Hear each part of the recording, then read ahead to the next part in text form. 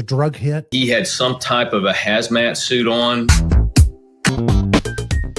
See through you.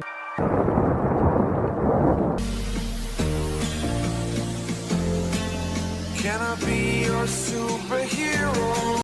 Hello, welcome to The Revealing. I'm your host, Pavarotti, and I'm here to discuss the Idaho 4 case. And you know what's interesting? With every new doc that's released, with every new forensic report that they make available to us, and every interview that wonderful people keep getting from their Freedom of Information Act requests, every statement that's made gives us a little bit more insight into the truth in this case, which in the end is what we want, the truth in this case. One thing is quite certain. They barked up the wrong tree with BK. Another thing is quite certain.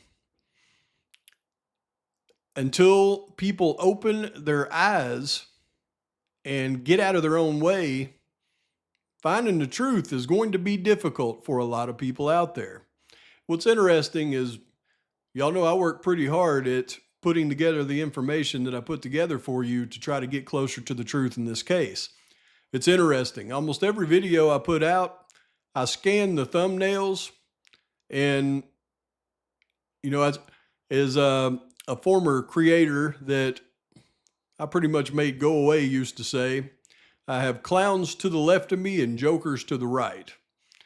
Every time I put out a video, I'll see another person put out a video trying to negate what I have discovered. And the problem with that is these people are just not very bright. They're always going to go back to the frat boys did it. It's Jack D. It's Jack Showalter. Because I don't know. I guess maybe in their minds it makes them feel better if they think college kids did this instead of real people. So here's why they will never get anywhere near the truth in this case, no matter how hard they try, because they don't have the capability to think about what really went on in this case. So you know what I do. I focus in on what's current, what's been released, try to give you all the information that I can about the case, but then I always revert back to what I know is true.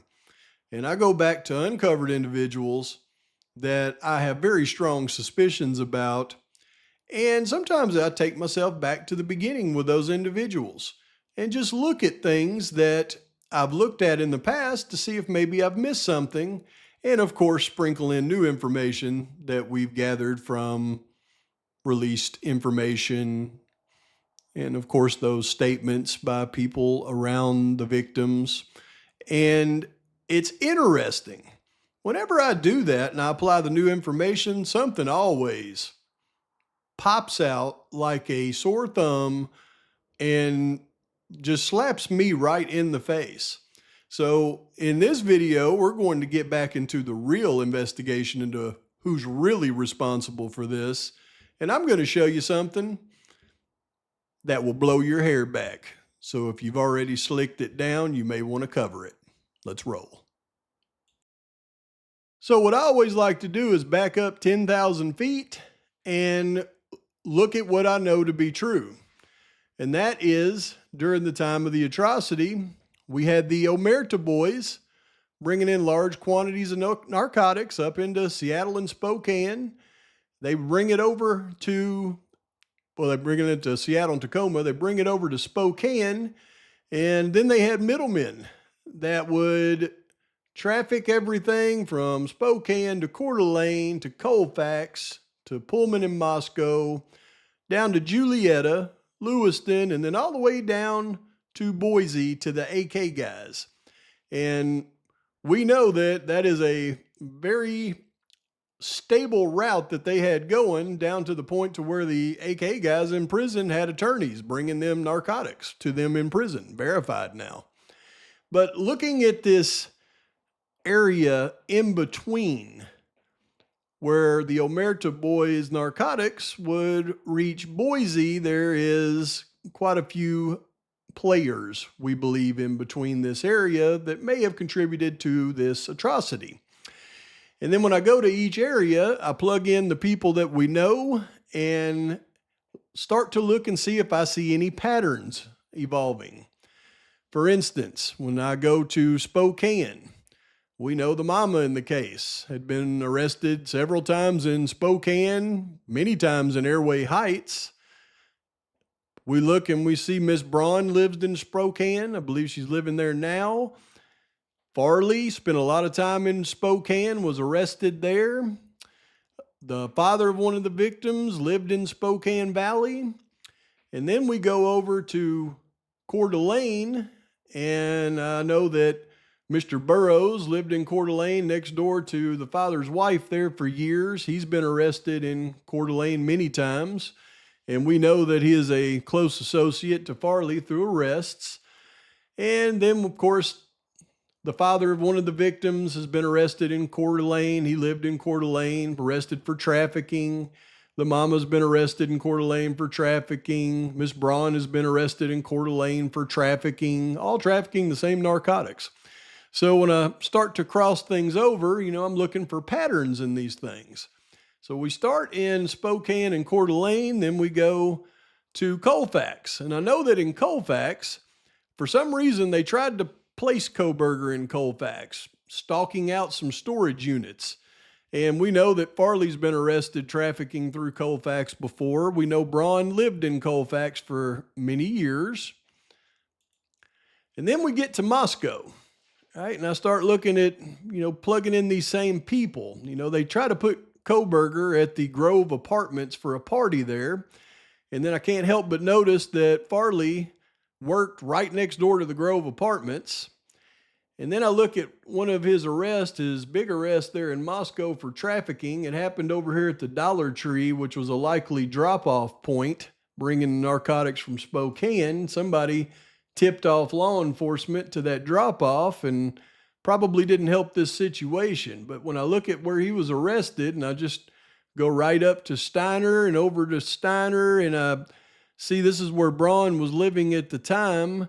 And then we find out that Ethan lived somewhere in this area right here in his apartment. And we learned that through, an interview with Bethany. And then we get over here and obviously we got the King Road residence. And I just look at the trail and, just patterns seem to be forming here. But let's talk about this one for a second.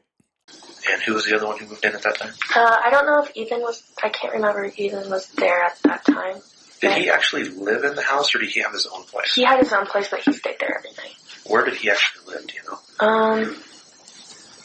It was an apartment by this one gas station. I don't really know the street or anything. Do you remember the gas station? Yeah, the 76er. Oh, by the 76? Yeah.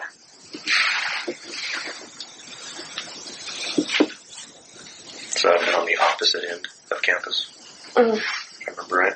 Okay, so we have the King Road house right here. You come down Taylor, down Louder, across Steiner right here, and here's the 76 gas station. See 76? It's the A&W root beer gas station. Imagine that. So if he lives in an apartment by the 76, it could be these over here. It could be one of these over here. Or it could be one of these over here. Here's what's interesting. Let's see. October 2021. Okay, so here's October in 2021. And I guess it could very well be these apartments, huh? People are definitely living there in 2021. And this is a shopping center. I guess if I was going to describe living in apartments by the gas station, that's probably what I would describe right there. Now, what's interesting,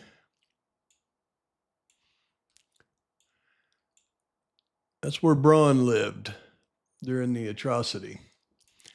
So if he did live in these apartments, he pretty much would have lived next door to Braun, which I find interesting. So, yep, just kind of interesting.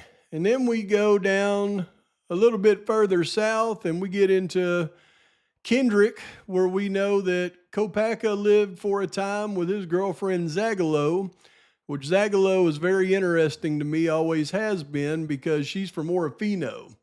Grew up pretty much with the AK boys that busted out of prison, and I won't get into them busting out, going over and all that stuff right now, but I just always found that interesting. And she also used to live almost next door to Burroughs here in Julietta. And then we go a little further down south and we get into the Lewiston and Clarkston area. And we know that Kopaka, and I'm bringing Kopaka up here because Kopaka seems to be somebody they looked hard into in the investigation. They just never said it. So, but we got Kopaka, his parents lived in Lewiston. We got Mowich, who we know lived in Lewiston at the time. And now we know through testimony given by Dylan that 2 weeks prior to the unalivings, Mama was down in Lewiston doing something with Court. And then, of course, they tried to put Koberger here in Lewiston and Clarkston at the Costco over here for some reason. And we know that Zagalo lived in Clarkston at the time right here. So, again, just interesting looking to see where people overlap other people. And then, of course, as you go further down south, you get to Boise, the AK boys. But here's what I think is very interesting. By going through this little exercise again, I noticed something and I looked a little deeper into it. And I think you're going to really find it interesting. Now, for those of you that have been with me for a long time, you remember that I had done a lot of research into the Omerta boys' movements, thanks to released documents by the FBI found by the wonderful True Crime Design.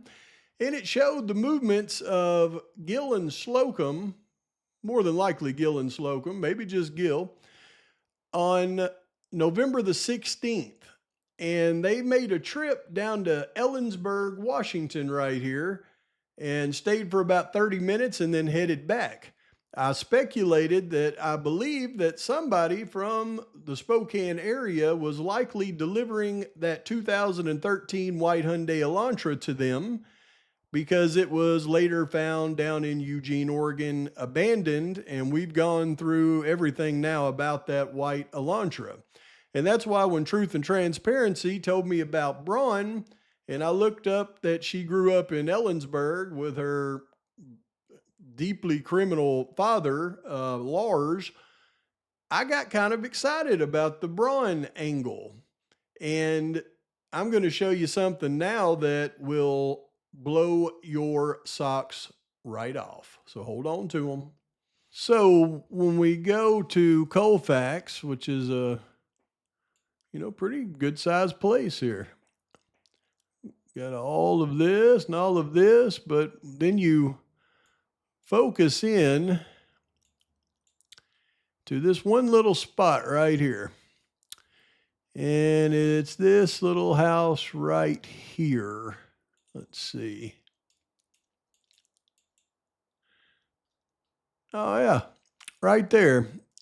That's where she had lived for several years. And what is right next to this? You see, this is Harrison Street, 4-Star Supply Hardware Store. What is this? Propane fuels. Let's change these dates. Let's go back to 2023. What does that say? Mini storage.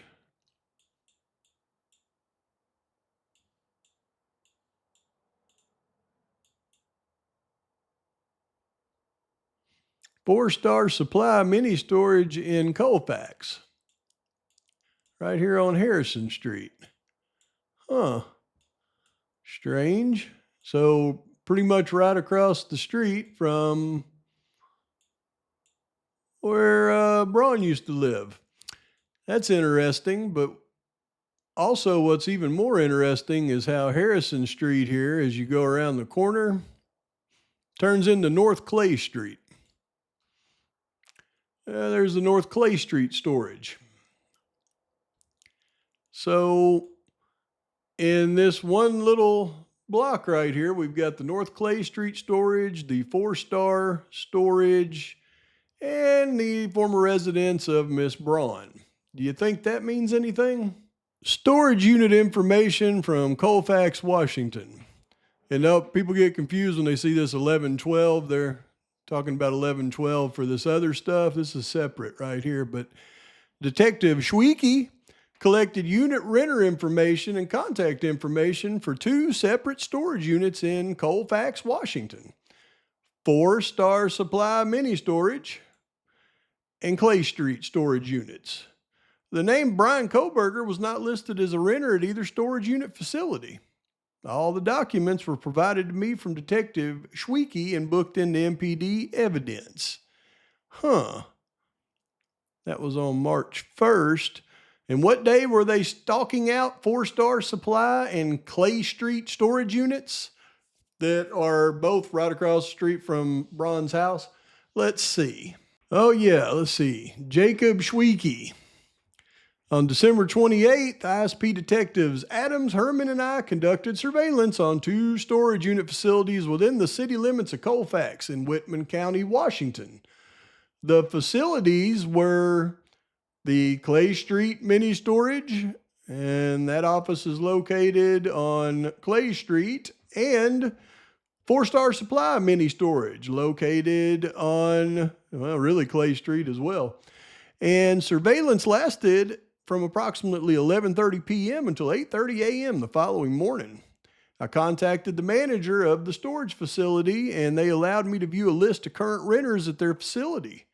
An employee at the storage facility later provided me with a digital copy of all current renters and their contact information. I contacted the owner, and they put me in touch with his manager and allowed me to view a list of current renters at their facility, and later provided me with a digital copy of all their current renters and contact information. But Brian Koberger's name was not immediately apparent as being connected to renting a storage unit from either business. I wonder why y'all were so focused in, though, on those 2 storage units.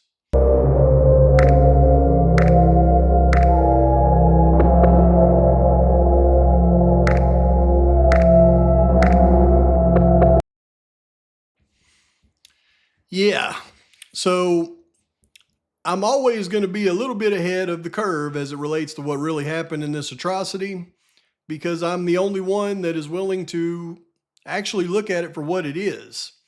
And, I even have to interject humor and everything else into my videos, because what I do is really dangerous, because these are really dangerous people. And clickbaiters out there will always poke and prod at everything that I have to say, and then go back to the simple Jack D and the frat nonsense, and we'll never get anywhere but in circles.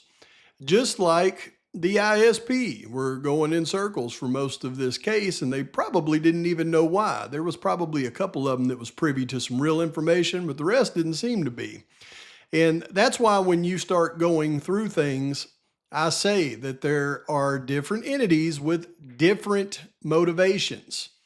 The college, the MPD, they were covering up for something, I believe, scandalous involving one of the students and law enforcement, or people from the college in positions of power, maybe even both, with improper relationships, quite possibly. They dang sure want that covered up.